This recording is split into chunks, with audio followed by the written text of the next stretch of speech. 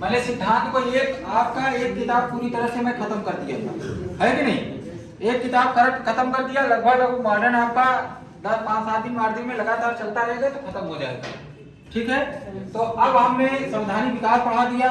अब हम शुरू में चालू कर रहे हैं क्या है? संविधान। क्या चालू कर रहे हैं? संविधान चालू कर रहे हैं। तो संविधान में जो छोटी छोटी टॉपिक है पहले उसको कवर करेंगे। संविधान में जो टॉपिक आती है पहले प्रस्तावना आती है। कौन सी आती है? प्रस्तावना आती है। और प्रस्तावना जो होती है वो पहले हम संविधान में प्रस्तावना पढ़ेंगे। क्या पढ़ेंगे? प्रस्तावना। संविधान में पहले क्या पढ़ेंगे? प्रस्तावना। तो हम पहले टॉपिक क्या डालेंगे? प्रस्तावना को पहले जो है उठा करेंगे, बताएंगे कि प्रस्तावना क्या है। प्रस्तावना अगर आप पढ़ लेते हैं, प्रस्तावना अगर आप पढ़ लेते हैं तो पूरी जो है संविधान की ढांचा मालूम पड़ जाती है आपकी कि किस मानसिकता से संविधान बनाया गया है। अगर आपको प्रस्तावना आ गया सब कुछ तो आपको ये मालूम हो जाएगा कि किस आधार पर संविधान बना है। ये संविधान की आत्मा होती है। जिस तरह से कोई किताब आप पढ़ते हैं तो उसकी भूमिका पढ़ते हैं कि नहीं? पहले भूमिका पढ़ते हैं तो भूमिका की लेखक की प्रवृत्ति मालूम हो जाता है कि इस किताब के अंदर क्या है। अगर आप भूमिका पढ़ लिए तो आप किताब पढ़ेंगे। किताब के अंदर क्या क्या चीजें हैं वो पूरी मालूम हो जाता है। उसी तरह से प्रस्तावना है। प्रस्तावना पढ़ने, किसी भी देश की संविधान पढ़ने से पहले उसकी प्रस्तावना पढ़ना चाहिए। अगर आप प्रस्तावना पढ़ लिए तो पूरी तरह से आपको मालूम हो जाएगा कि उस संविधान में क्या क्या नेचर है, उसकी विशेषता क्या है, उस संविधान में किस तरह का जो है विशेषता है, क्या क्या उसमें समाहित है। तो इसलिए संविधान की आत्मा क्या होती है? प्रस्तावना। इसका एक लिख लो, संविधान की आत्मा है प्रस्तावना। क्या है? संविधान की आत्मा। क्या है? संविधान की आत्मा। लिखते जाओ, ये संविधान की आत्मा है। ये चूंकि बिना प्राण के, बिना सांस के प्राण नहीं चलती है, तो ये जो है संविधान की प्राण है। क्या है? संविधान की प्राण। प्राण बिना मनुष्य बेकार है और प्रस्तावना बिना संविधान बेकार है। संविधान का प्राण है। क्या है? संविधान का प्राण है। और किसी भी राज्य व्यवस्था जानने से पहले हमको क्या जानना पड़ेगा? उसका संविधान जानना पड़ेगा। क्या जानना पड़ेगा? संविधान। और इसीलिए के मुंशी ने कहा संविधान ये क्या है? ये जनपत्री है। लिखो, संविधान की राजनीतिक जन कुंडली है। प्रस्तावना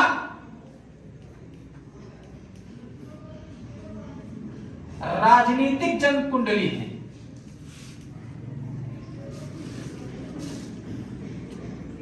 जन्म कुंडली। कुंडली में मालूम हो जाता है कि आगे भविष्य में आपको क्या होना है, इसीलिए कुंडली बनती है कि नहीं? भविष्य में आपको क्या होने वाला है, आपको वह जो है जब जन्म होता है तो डेट आप सही निर्धारित होती है तो मालूम हो जाता है कि भविष्य में आपके साथ क्या होने वाले है। ऐसा प्रेडिक्शन लगाया जाता है। के मुंशी ये बोले, ये स्टेटमेंट पूछी जाती है। प्रस्तावना को आमुख भी कहा जाता है। प्रस्तावना को भूमिका भी कहा जाता है। प्रस्तावना को भूमिका भी कहा जाता है। और प्रस्तावना को उद्देशिका भी कहा जाता है। नेहरू के उद्देश्य प्रस्ताव से नेहरू ने उद्देशिका प्रस्ताव लाया था, उसी के आधार बनाकर प्रस्तावना ड्रॉप हुआ, इसलिए इसको क्या कहते हैं? उद्देशिका। कभी कभी प्रस्तावना देता है, कभी कभी उद्देशिका, दोनों एक ही है। उद्देशिका है।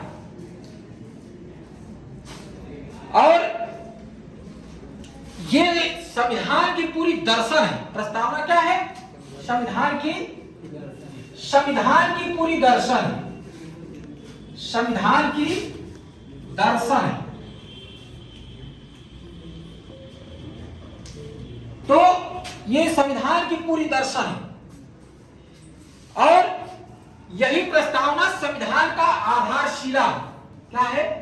संविधान का आधारशिला, संविधान का आधारशिला।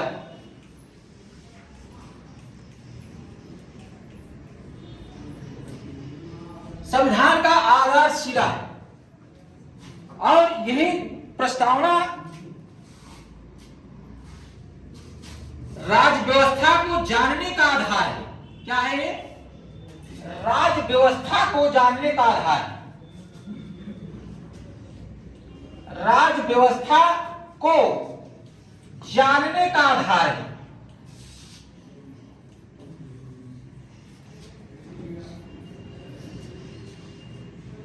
यह प्रस्तावना को अन्य विभिन्न विभिन्न नामों से भी जान सकते हैं। संविधान की आत्मा है, संविधान का प्राण तत्व है, संविधान का दर्शन है, संविधान की जन्म कुंडली है, संविधान की जो है आमुख है, संविधान की भूमिका है, संविधान की आधारशिला है और संविधान की उद्देशिका है। यह नेहरू के उद्देश्य प्रस्ताव से लिया गया है, इसलिए इसको उद्देशिका कहते हैं। और ये जो आपके संविधान है, ये जो प्रस्तावना है, प्रस्तावना के पढ़ने के बाद ये मालूम हो जाता है कि उस देश की संविधान किस प्रकार का, उस देश का नेचर या संविधान किस प्रकार का। तो अब इसका अलग अलग प्रस्तावना को उद्देशिका कहते हैं। प्रस्तावना संविधान का प्राण है, प्रस्तावना राज्य व्यवस्था जानने का आधार है, प्रस्तावना संविधान का दर्शन है, प्रस्तावना राजनीतिक जन्म कुंडली है, प्रस्तावना उद्देशिका है, प्रस्तावना आमुख है, प्रस्तावना भूमिका है, प्रस्तावना संविधान का आधार। इतने नामों से प्रस्तावना जाना जाता है। और ये प्रश्न हमेशा पूछा रहता है कि संविधान की आत्मा किसे कहते हैं? किसको किसको बोलो। संविधान की प्राण किसे कहते हैं? संविधान का दर्शन किसे कहते हैं? संविधान की जन्म कुंडली किसे कहते हैं? संविधान की उद्देशिका किसे कहते हैं? संविधान का आधारशिला क्या है जानने का? संविधान की भूमिका किसे कहते हैं? संविधान की आमुख किसे कहते हैं? समझ गए? ये प्रस्तावना, प्रस्तावना में हर वो चीजें पूरी तरह से, ये संक्षिप्त रूप है संविधान का। क्या है ये? संविधान की पूरी संक्षिप्त रूप है। अगर इसको पढ़ लिए तो जान लेना कि हमारे संविधान में क्या क्या विशेषताएं हैं। तो हम पहले पढ़ने से पहले हम पूरी प्रस्तावना लिख दें और तब उसके बाद हम जाने कि प्रस्तावना क्या है। तो अब हम प्रस्तावना साथ साथ में लिखते चलते हैं और इसमें देखो क्या क्या है। प्रस्तावना में लिख रहा हूं और प्रस्तावना में क्या क्या है उसको देखना बहुत जरूरी है।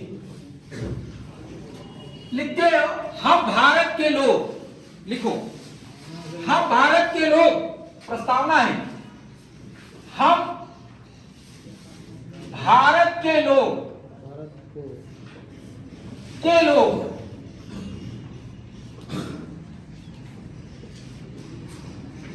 We are the people of India. हम भारत के लोग,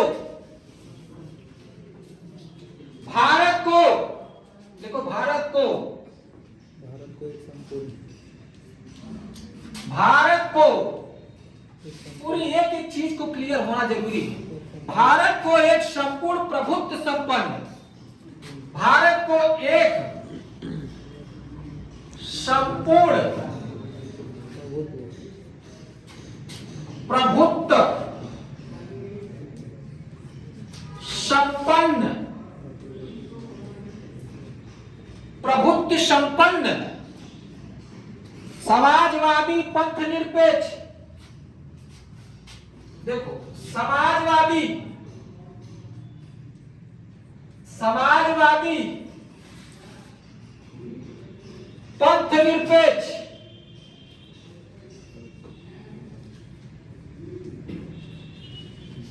समाजवादी, पंथ निरपेक्ष, इसमें धर्म निरपेक्ष नहीं दिया जी, पंथ निरपेक्ष दिया है। कभी कभी ये भी पूछ लेता है, ठीक है।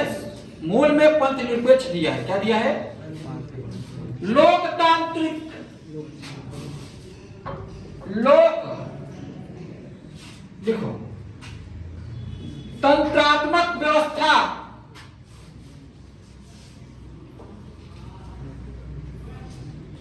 लोकतंत्रात्मक व्यवस्था या गणराज्य, जैसे लिख लो, लोकतंत्रात्मक गणराज्य, लोकतंत्रात्मक गणराज्य बनाने के लिए, बनाने के लिए सबका अर्थ है, इसीलिए लिखवा रहे हैं, बनाने के लिए तथा उसके समस्त नागरिकों को, तथा उसके समस्त नागरिकों को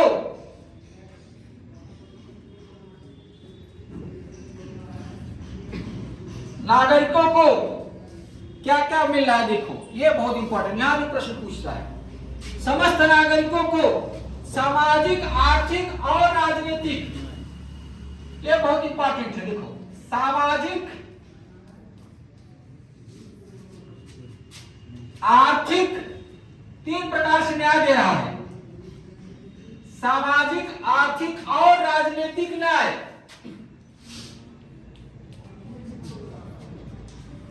तीन प्रकार की न्याय दे रही है इसमें। देखो प्रस्तावना में ये भी प्रश्न पूछा है। सामाजिक, आर्थिक और राजनीतिक न्याय,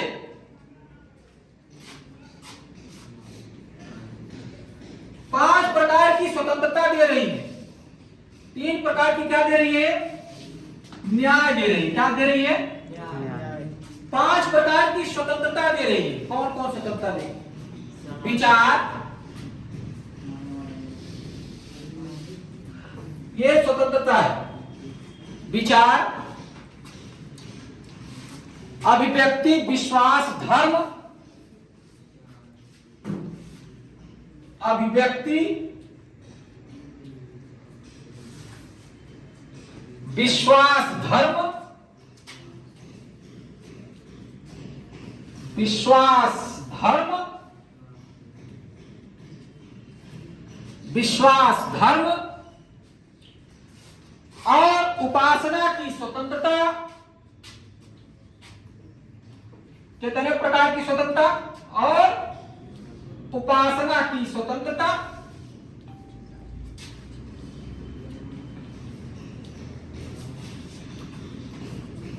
पांच प्रकार की स्वतंत्रता दे रही है, तीन प्रकार की न्याय दे रही है। अब दो प्रकार की समानता देगी, दो प्रकार की समानता देगी। चलो, प्रतिष्ठा और अवसर की समानता, दो प्रकार की समानता देखो, प्रतिष्ठा की समानता और अवसर की समानता।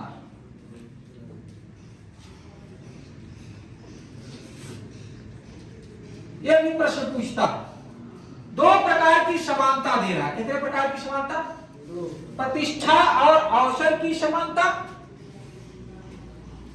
प्राप्त करने के लिए, प्राप्त करने के लिए, प्राप्त करने के लिए तथा उस सब में व्यक्ति की गरिमा, उन सब में व्यक्ति की गरिमा,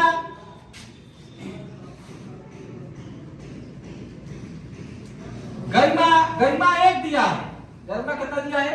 एक दिया। ये भी प्रश्न पूछा, व्यक्ति की गरिमा और राष्ट्र की एकता, और राष्ट्र की एकता, राष्ट्र की एकता की बात किया है। राष्ट्र की एकता, एकता, राष्ट्र की एकता और अखंडता सुनिश्चित करने वाली बंधुता और अखंडता की बात करता है जी, और अखंडता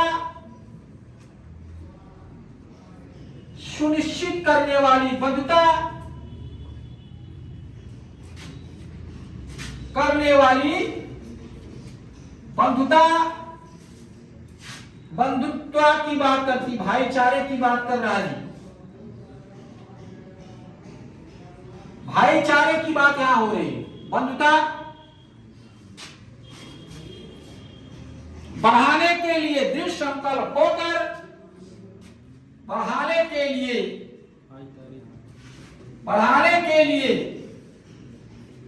दृढ़ संकल्प होकर, बढ़ाने के लिए दृढ़ संकल्प होकर अपनी संविधान सभा आज तारीख, अपनी संविधान सभा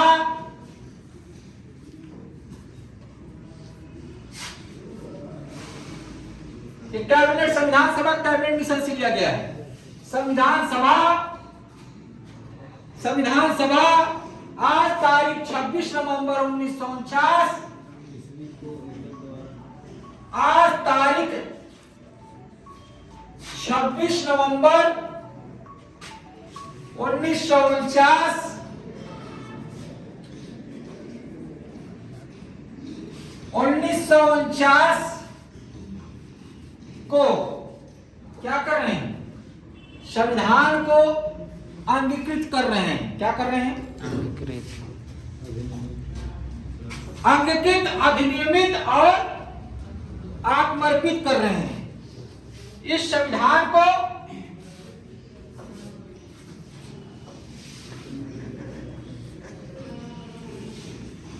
अंगीकृत, स्वीकार कर रहे हैं। अंगीकृत, अधिनियमित और क्या कर रहे हैं? आत्मर्पित कर रहे हैं।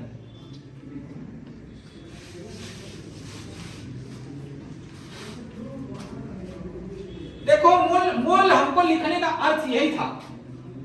मूल हमारे अर्थ लिखने का ये था, ये प्रस्तावना को ये पूरी तरह से संविधान का नेचर बता दिया। क्या बता दिया?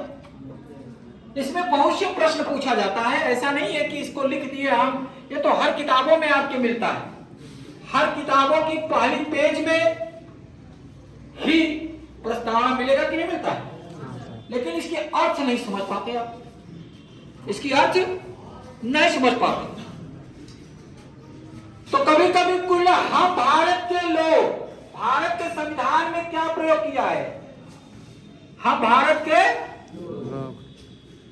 मतलब सभी भारत के जो निवासी, यह भी प्रश्न पूछा है। संविधान में क्या लिखा है? प्रस्तावना में हम भारत के, the people of India, Bharat के क्या देखो क्रम में क्या है?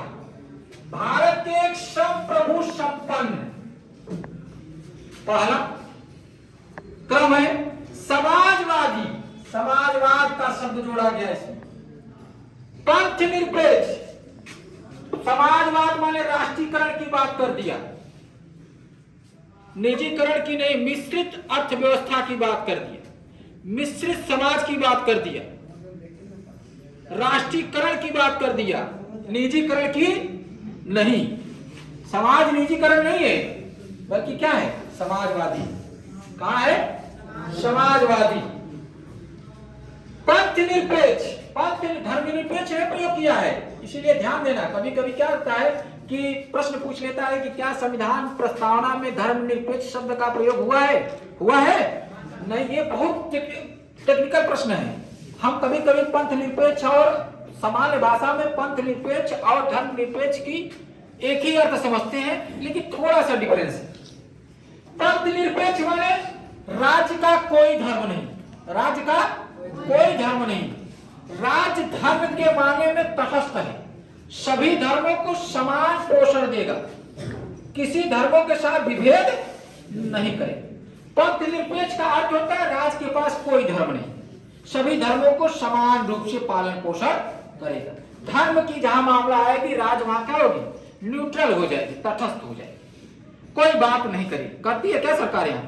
नहीं ना। जहां भी हिंदू मुस्लिम सिख 6 प्रकार की धर्में हैं, हिंदू मुस्लिम सिख ईसाई जैन बौद्ध, जहां भी बातें होती है वहां सरकार क्या हो जाती है, सबकी जो है सम्मान करती है कि नहीं करती है ना। तो राज का कोई धर्म होता है क्या? नहीं। लोकतंत्रात्मक, जिसमें जनता का शासन किसका हो, प्रतिनिधि वहां चुने जाए, प्रतिनिधि वहां अंतिम जो है जो प्रतिनिधि प्रत्यक्ष अप्रत्यक्ष रूप से चुने जाए, वो किसके द्वारा चुने जाए, लोग जनता के द्वारा। किसके द्वारा? गणराज्य। गणराज्य माने हमारा जो राष्ट्राध्यक्ष कौन है, राष्ट्रपति कौन है, अनुवांशिक नहीं है क्या? अनुवांशिक है। गणराज्य का अर्थ होता है जिसका राष्ट्राध्यक्ष क्या है, अनुवांशिक नहीं है, बल्कि जनता के द्वारा क्या करे, चुने जाए। क्या जाए क्या करे, अप्रत्यक्ष प्रत्यक्ष रूप से जनता के द्वारा क्या हो, चुने जाए। हिटलर की तरह तानाशाह न हो, या सामंतवादी व्यवस्था या निरंकुशवादी न हो, ये बल्कि गणराज्य जो हमारा राष्ट्राध्यक्ष है, राष्ट्रपति है, वो जनता के द्वारा अप्रत्यक्ष रूप से चुना जाता है कि नहीं जी।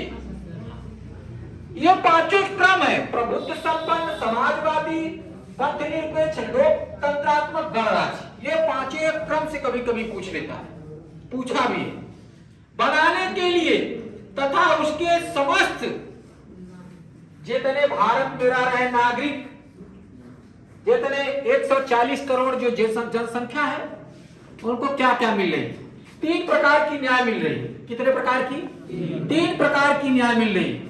सामाजिक न्याय क्या मिल रही है, मतलब लिंग भेद किसी प्रकार की न कहीं जाने आने, सभी जगह जो है न्याय प्रदान, किसी प्रकार की छुआछूत नहीं रहे, किसी प्रकार का लिंग भेद नहीं रहे, सब समाज, सब क्या राज्य के दृष्टिकोण से क्या है, समान है। क्या है? समान। किसी के साथ किसी प्रकार का भेदभाव नहीं, किसी प्रकार की छुआछूत। आर्थिक न्याय, कोई गरीब कोई अमीर नहीं, कोई गरीब, सभी को समान दृष्टिकोण से समाज देखेगा, राज्य देखेगा, और जिसके जितना अनुसार संसाधन होगा उसको उपलब्ध कराएगा। सामाजिक मतलब आर्थिक न्याय मतलब सामाजिक समानता क्या लाता है, सामाजिक समानता।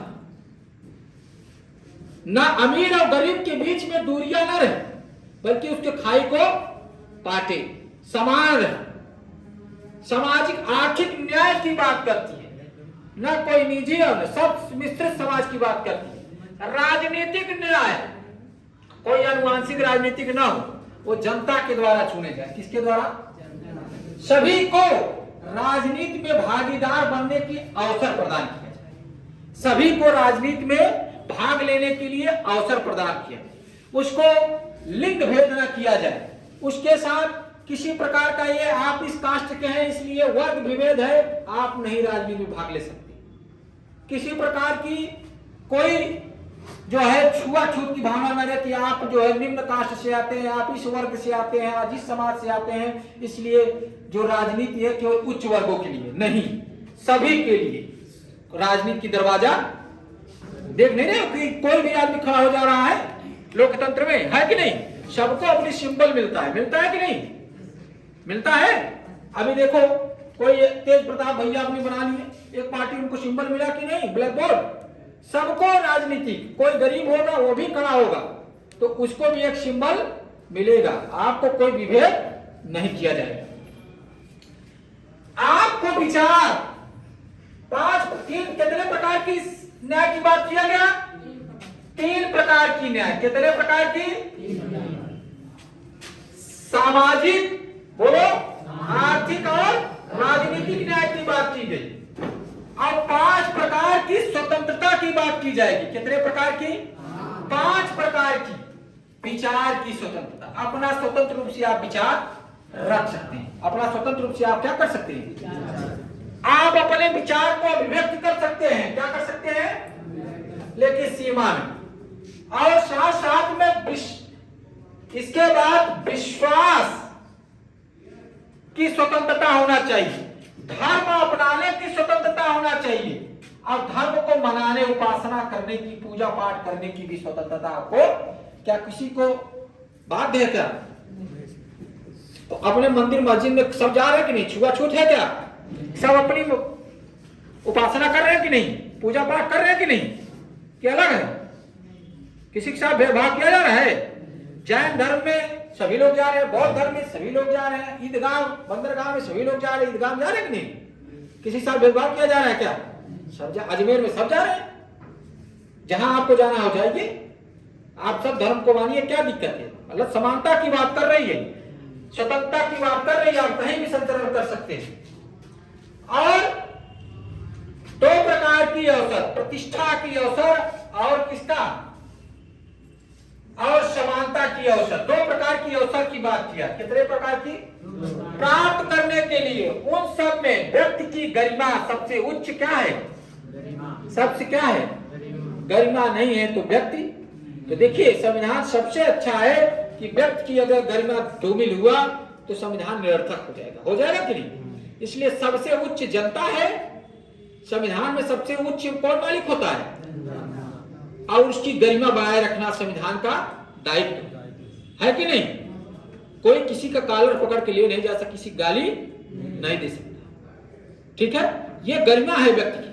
अगर होता है ऐसा तो उसके पास सबसे अच्छा सर्वोच्च न्यायालय क्या है, न्यायालय में जब सरल राष्ट्र की एकता, अगर राष्ट्र की एकता कोई तोड़ता है, राष्ट्र की अगर एकता तोड़ता है, उसको राष्ट्र देशद्रोह की मुकदमा लगना चाहिए। बनाए रखिए। और अखंडता, और क्या है, अखंडता,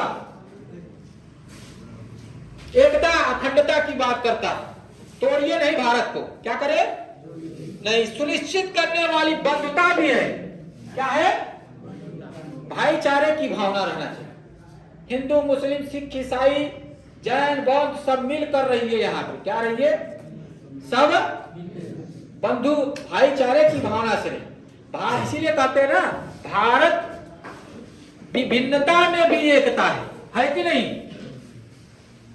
लोग विभिन्न विभिन्न प्रकार के हैं, विभिन्न विभिन्न धर्म मनाने वाले हैं, लेकिन तब भी बंधुता में रहते हैं, एकता में रहते हैं कि नहीं? बताइए। जहां राष्ट्र की बात आती है सब एक हो जाते हैं कि नहीं?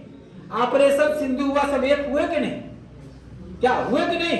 जहां राष्ट्र की अखंडता और एकता तोड़ने की बात आएगी वहां सब एक हो जाते हैं, होते हैं कि नहीं? और दृढ़ संकल्प होकर अपनी संविधान सभा,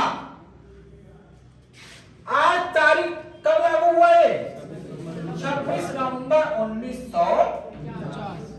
संविधान स्वीकार लागू नहीं हुआ, अभी स्वीकारा गया, क्या करा है, अभी प्रस्तावना को या संविधान को क्या हुआ है, लागू होगा 26 जनवरी 1950 से, लिख लो, लागू संविधान लागू होगा 26 जनवरी 1950 को, लिख लो।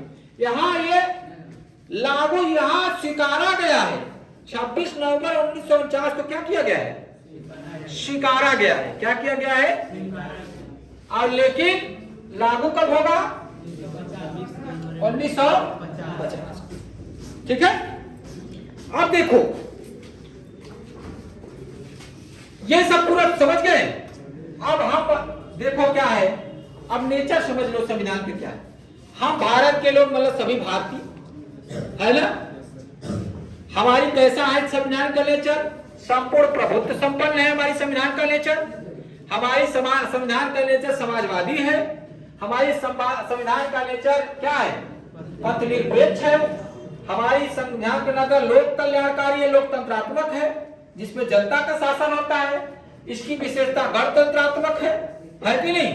और इसकी जो विशेषता सामाजिक न्याय देना नागरिकों को, आर्थिक न्याय प्रदान करना, और राजनीतिक 3 प्रकार की न्याय प्रदान करना, और साथ साथ में 5 प्रकार की स्वतंत्रता देना, साथ साथ में अखंडता बनाए रखना, एकता बनाए रखना। 1 प्रकार की एकता की बात की गई है, और एक प्रकार की बद्धता की बात की गई है और एक ही बार क्या बात की गई, बद्धता की बात की गई है और गरिमा की। एक एक शब्द प्रयोग किया गया है प्रस्तावना में, एक ही बार प्रयोग किया है। 5 बार स्वतंत्रता की, 3 बार सामाजिक न्याय की और 2 बार अवसर की बात हुआ प्रस्तावना में और 1 बार गरिमा की बात हुआ। क्या हुआ है? इस प्रकार की जो है। अब देखो कुछ चीजें इसमें जोड़ा गया है, लेकिन एक बात ध्यान देना, ये जो प्रस्तावना है संविधान के द्वारा परिवर्तन नहीं की जाती, किसी संविधान संशोधन द्वारा परिवर्तन नहीं की जाती या लागू नहीं किया जा सकता, अप्रवर्तनीय है। क्या है ये? इसको परिवर्तन, मूल ढांचे में परिवर्तन नहीं किया जाता। इसके लिए बहुत विवाद हुआ, इसके लिए बहुत विवाद हुआ। एक विवाद हुआ पेरुवाड़ी बनाम जो है भारत संघ 1960। देखो बिना इसको बेटा, चल हम पूरा बताएंगे कौन 42वें संविधान संशोधन द्वारा जोड़ा गया 1976। अब हमने एक चीज बताया, यहां पे 42वां संविधान संशोधन देखो, पहले लिखो 42वां संविधान संशोधन हुआ, 42वां संविधान संशोधन हुआ। पहले ये लिख लो जो मुख्य मुख्य चीजें आती हैं। ये संशोधन 1976 में हुआ। कब हुआ? ये संशोधन 1976 में हुआ और इसमें प्रस्तावना में, इस संविधान संशोधन में प्रस्तावना की 3 बातें जोड़ी गई। इसमें 3 बातें प्रस्तावना में जोड़ी गई। ये मूल प्रस्तावना से नहीं है बल्कि 42वें संविधान संशोधन 1976 के द्वारा जोड़ी गई। पहला अखंडता, पहला लिखे समाजवादी पंथ निरपेक्ष, लिखो समाजवादी पंथ निरपेक्ष अखंडता।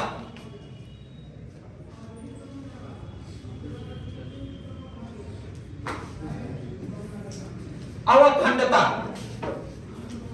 ये 3 चीजें मूल संविधान में नहीं थी, ये प्रस्तावना में नहीं थी।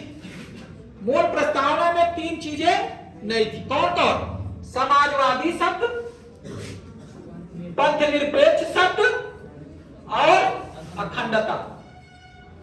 इसको बाद में जोड़ा गया, इसको बाद में प्रस्तावना में जोड़ा, आवश्यकता महसूस हुआ तो संविधान का संशोधन कर दिया गया और उसमें क्या कर दिया? जोड़ दिया गया प्रस्ताव। कभी कभी यह प्रश्न पूछता हुआ है किस संविधान संशोधन द्वारा समाजवादी पंथ निरपेक्ष अखंडता शब्द प्रस्तावना में जोड़ा गया? किस संविधान संशोधन द्वारा? फिर पूछता है कि कौन से 42वां संविधान संशोधन कब आया? 1976 के जो संविधान संशोधन हुआ वो कौन से संविधान संशोधन था? 1976 के जो 42वां संविधान संशोधन था, प्रस्तावना में कितने चीजें जोड़ी गई? कितने? कौन कौन? समाजवादी पंथ निरपेक्ष और अखंडता शब्द की जोड़ा गया। कोई दिक्कत यहाँ तक? ये भी प्रश्न पूछा, ये भी प्रश्न पूछा। ये बहुत थोड़ा चीजें हैं जो उसको जानना बहुत जरूरी, बहुत जरूरी। ठीक है, आगे लिखे, बताएं। प्रस्तावना अप्रवर्तनीय, लिखो प्रस्तावना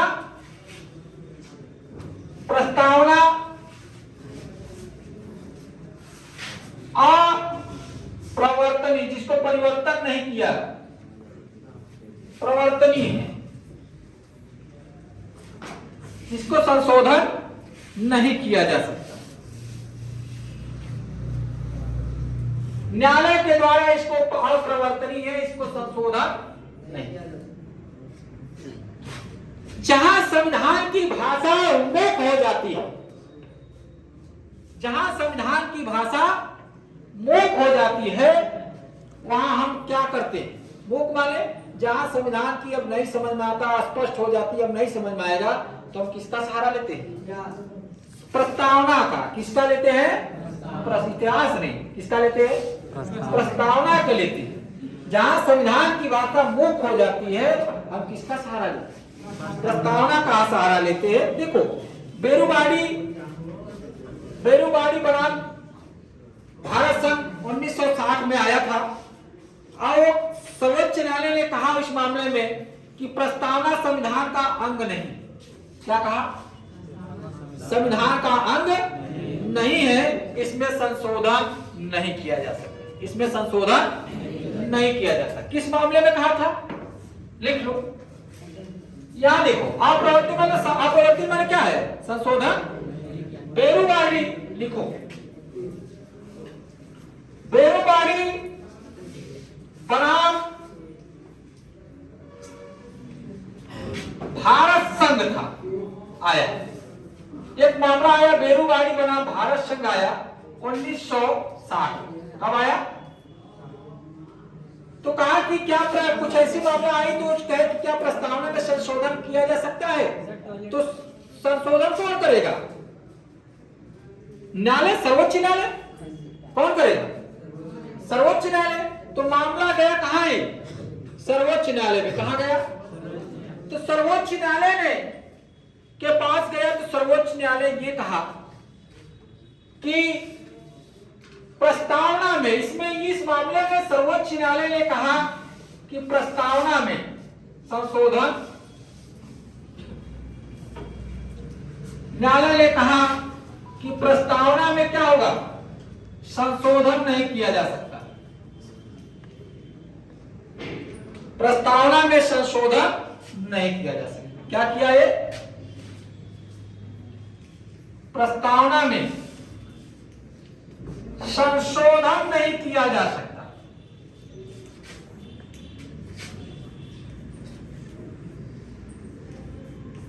यह भी प्रश्न पूछा है। बेरूबाड़ी बनाम भारत संघ में सर्वोच्च न्यायालय स्पष्ट कर दिया कि प्रस्तावना संविधान का अंग नहीं है, इसलिए ये बोल दिया कि यह संविधान का अंग नहीं है। प्रस्तावना संविधान का अंग, प्रस्तावना संविधान का अंग नहीं है, संविधान का अंग नहीं, इसलिए इसमें संशोधन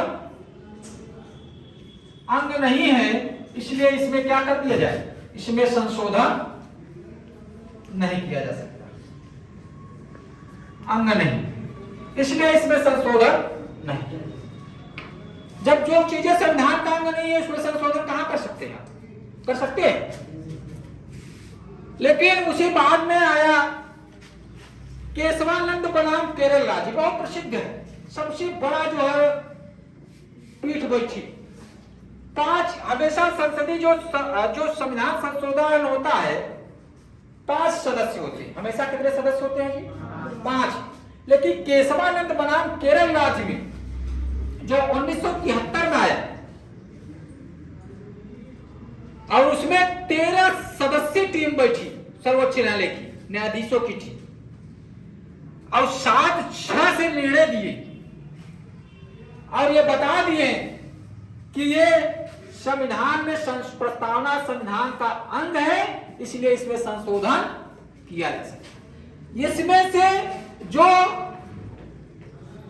आपको केशवानंद वाला मामला है अभी तक सबसे बड़ा मामला है, तो इसमें लिखना जरूरी है। बेरूबाड़ी बनाम भारत संघ 1960 में ये खुद मान लिया कि प्रस्तावना संविधान का अंग नहीं है, इसलिए इसमें संशोधन नहीं किया जा सकता है।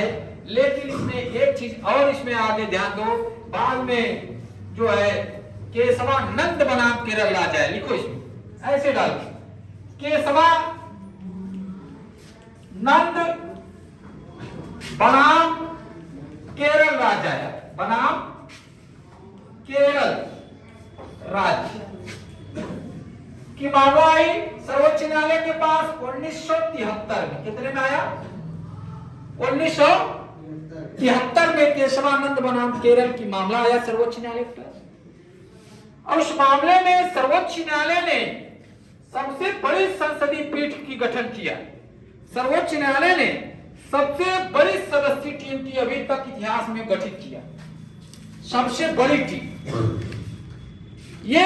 इसमें सर्वोच्च न्यायालय ने 13 सदस्यीय, सर्वोच्च न्यायालय ने, लिख लो, सर्वोच्च न्यायालय ने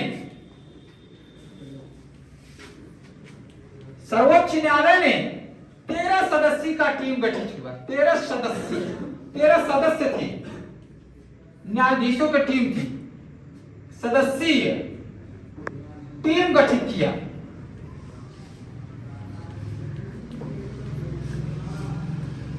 सर्वोच्च कौन गठित किया? सर्वोच्च न्यायालय ने कितने सदस्यीय टीम की है? 13 सदस्यीय। कितने? और इसमें 7 और 3 बहुमत आया। 7 और 6 7 जो 6 का जो है बहुमत आया अनुपात का, और इस बहुमत में एक का दिया गया प्रस्तावना संविधान का अंग है। केशवानंद बनाम केरल राज्य जो 13 सदस्यीय अभी तक सबसे सर्वोच्च जो है सदस्यीय टीम गठित हुआ था, 7-6 से निर्णय आया। उस निर्णय में कहा दिया गया केशवानंद बनाम केरल राज्य में संविधान क्या है? प्रस्तावना संविधान का लिख बोल दिया, प्रस्तावना संविधान का अंग। क्या बोला? जब संविधान का अंग है इसमें संशोधन किया जा सकता है कि नहीं जी? बेरुबड़ा बाड़ी बनाम भारत संघ में बोल दिया प्रस्तावना संविधान का अंग नहीं है। सर्वोच्च न्यायालय ने क्या बोल दिया? प्रस्तावना संविधान का अंग ही नहीं है, इसमें संशोधन हम कैसे कर सकते हैं? 5 सदस्यीय टीम थी वो, लेकिन इसमें केशवानंद वाले बनाम केरल राज्य में यह बोल दिया गया कि प्रस्तावना संविधान का अंग है। क्या है? अंग माने भाग। अब जब संविधान का भाग है तो इसमें संशोधन हो सकता है कि नहीं? तो लिखो, तो अगर संविधान का यह अंग है तो इसमें संशोधन हो सकता है, इसमें संशोधन हो सकता है कि नहीं? इसमें संशोधन हो सकता है, लेकिन संशोधन तो आप कर सकते हैं। सर्वोच्च न्यायालय ने कहा कि यह प्रस्तावना केशवानंद बनाम केरल राज्य में 1973 के मामले में यह सर्वोच्च न्यायालय सुप्रीम कोर्ट ने यह निर्णय दे दिया 13 सदस्यीय टीम के द्वारा 7-6 के अनुपात में निर्णय दे दिया कि प्रस्तावना संविधान का अंग है, इसमें संशोधन अनुच्छेद 368 के तहत हो सकता है, लेकिन इसके मूल ढांचे में परिवर्तन नहीं कर सकते। ऐसा ना हो कि संशोधन करते हुए प्रस्तावना की खत्म कर दीजिए। लिखो, लेकिन इसके मूल ढांचे में परिवर्तन, लेकिन इसके मूल ढांचे में, प्रस्तावना के मूल ढांचे में परिवर्तन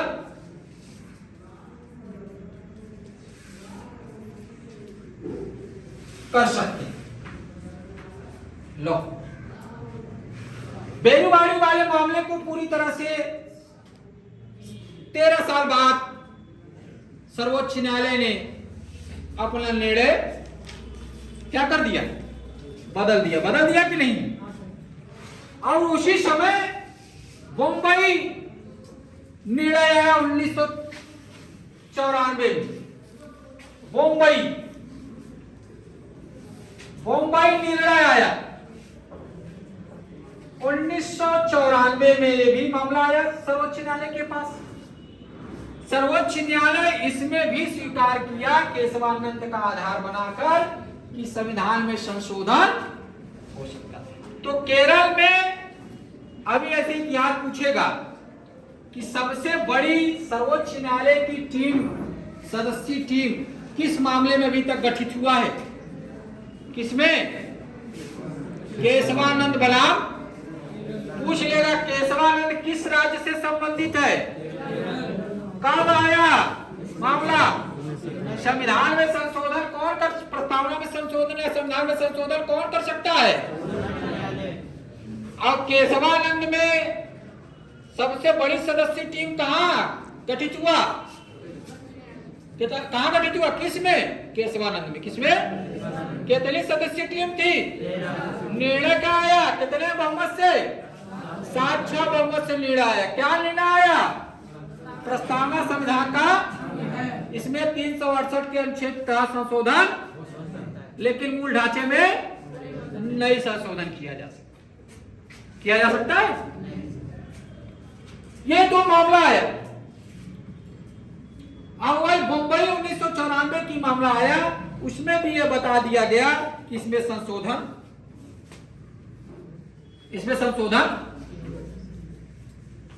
किया जा सकता है। ये केशवानंद का आधार था।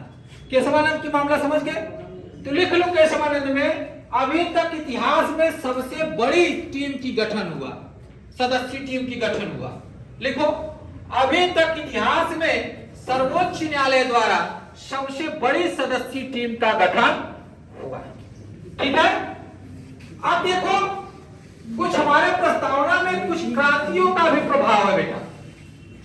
हमारे प्रस्तावना में कुछ क्रांतियों की भी प्रभाव है।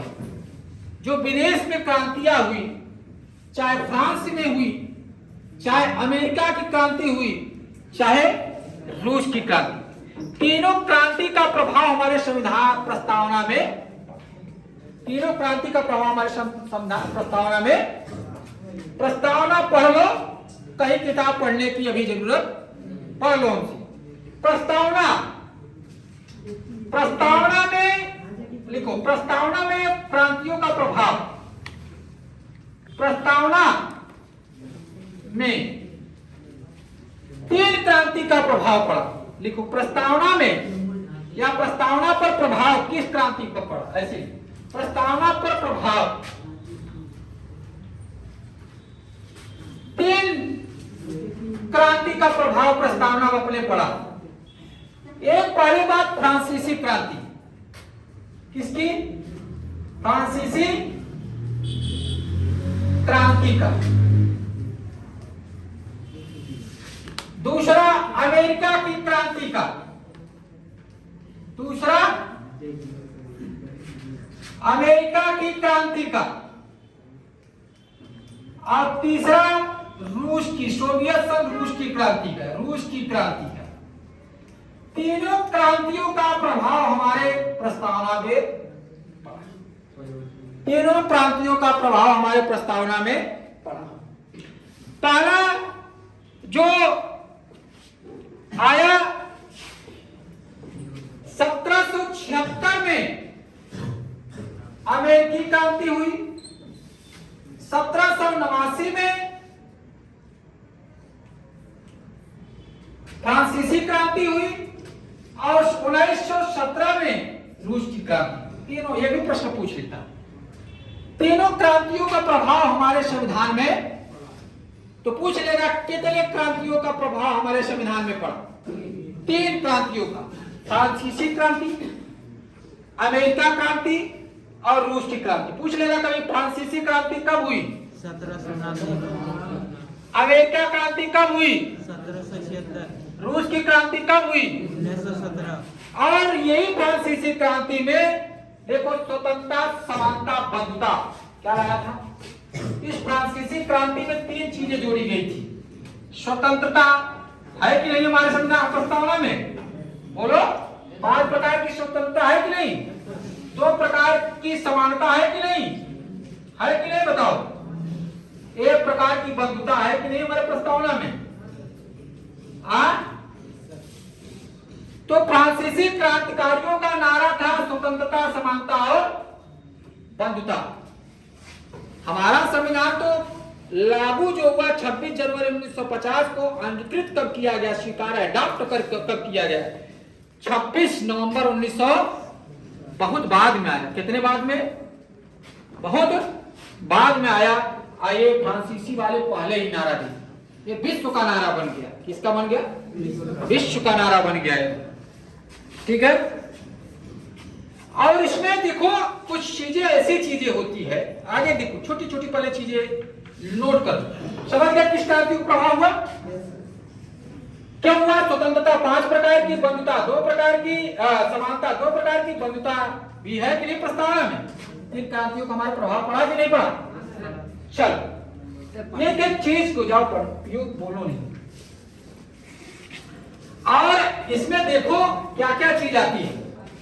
हम आते हैं भारत के लोग। क्या आते हैं? भारत के लोग। हम लिखे प्रस्तावना में आता हम भारत के लोग शब्द आता है। हम क्या आता है? भारत के लोग। लोग जो शब्द आता है, ये जो लोग शब्द आता है वो हम अमेरिका से लिए। कहां से लिए हैं? अमेरिका से लिए। सब हम रीढ़ी है। ज्यादातर हम 1935 के भारत शासन अधिनियम से अपनी जो है संविधान के रीढ़ी है। ज्यादातर अनुच्छेद वहीं से लिया, उसको लघु इसीलिए संविधान 1935 के संविधान को, भारत शासन अधिनियम 1935 के संविधान को कहा जाता है ना। अब देखो 26 जनवरी को जो भाषण देता है, कौन देता है? राष्ट्रपति देता है, क्योंकि इसी समय संविधान लागू हुआ था। और 15 अगस्त को भाषण कौन देता है? प्रधानमंत्री लाल किले में देता है। लिख लो, प्रधानमंत्री कहां देता है? लाल किला में। कहां देता है? लाल किला। 15 अगस्त ही क्यों? स्वतंत्रता दिवस कब मनाया जाता है? 15 अगस्त को। कितना? 1947 में हम आजाद हुए, इसलिए स्वतंत्रता दिवस मनाया गया।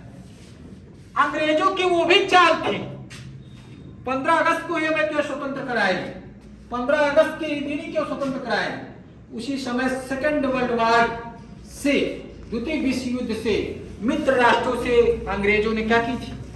विजय प्राप्त की थी। क्या की थी? इसी 15 अगस्त के दिन 1945, 15 अगस्त 1945 को सेकेंड वर्ल्ड वॉर खत्म हुआ। सेकेंड विश्व युद्ध क्या हुआ? विश्व युद्ध में अंग्रेज विजयी हुए और अपने आप को क्या किए? स्वतंत्र घोषित कर दिए मित्र राष्ट्रों से। इसलिए 15 अगस्त के दिन मनाया जाता है। इसलिए समझ गए ना, उनकी भी चाल ये भी थी, है कि नहीं? ठीक है।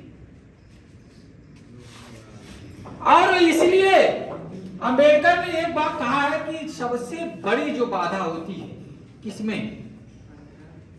संविधान में, लोकतंत्र में सबसे बड़ी बात होती है जाति व्यवस्था। कौन सी?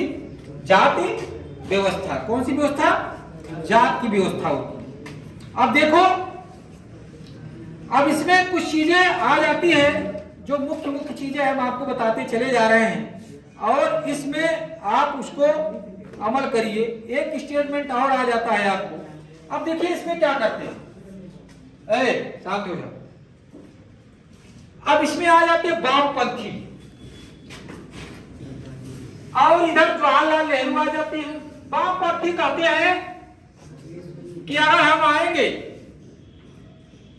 आएंगे तो भारत के संविधान को पूरी तरह से खत्म कर देंगे, क्योंकि इसके जो प्रतिनिधि है वो चुन कर नहीं आए, बल्कि इलेक्ट होकर नहीं आए, बल्कि सेलेक्ट होकर आए। क्या होते हैं? सेलेक्ट होकर आए हैं, इसलिए इसको खत्म कर देंगे।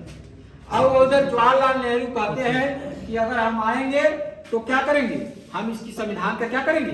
स्वागत करेंगे। तो कौन कहता है कि हम इस संविधान को नष्ट कर देंगे? वामपंथी। कौन कहते हैं?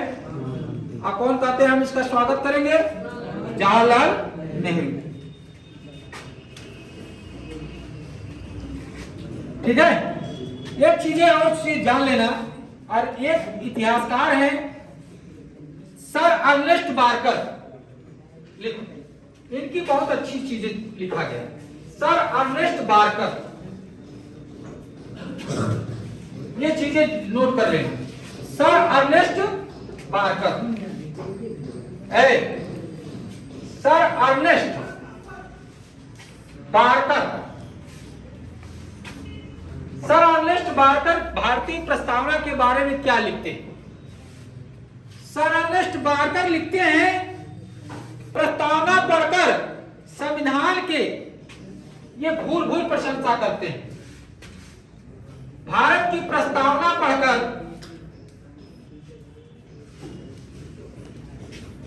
भारत की प्रस्तावना पढ़कर संविधान की भूल भूल प्रस्तावना करते हैं, भूरी भूरी प्रशंसा करते हैं, प्रशंसा करते हैं, करते हुए कहते हैं, क्या कहते हैं? कहते हैं संविधान की कुछ भी जानना, प्रस्तावना पढ़ने के बाद संविधान में कुछ भी जानना शेष नहीं रह जाता। प्रस्तावना पढ़ने के बाद संविधान में कुछ भी पढ़ना शेष नहीं रह जाता। कुछ भी पढ़ना क्या होता है? शेष बचा नहीं, शेष माने बचा नहीं रह जाता है। ये अर्नेस्ट बारकर कहते हैं। कौन कहता है? Ernest Barker. अब इसमें एक दो चीजें और हम ध्यान देंगे तुमको।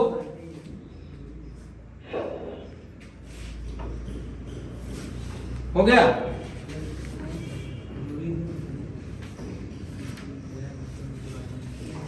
हो गया कि नहीं इसमें? चलो देखो क्या होता है। तो स्वार्थ संक्षिप्त रूप संविधान का होता है प्रस्तावना। प्रस्तावना में हर चीज समाहित होती है। प्रस्तावना में हर चीज समाहित होती है। लिख लिया इसको? चलो आगे लिखो। कुछ शब्द का प्रयोग किया गया है इसमें। चलो हम लिखवा दे रहे हैं, अभी बोल कर लिखवाएं कुछ चीजें। पहले चीजें पढ़ो, समझो। अब इसमें संपूर्ण प्रभुत्व संपन्न आया है। सब चीजों का अर्थ समझो। प्रस्तावना में संपूर्ण प्रभुत्व संपन्न आया। क्या आया है? प्रस्तावना में दो चीजें आया है।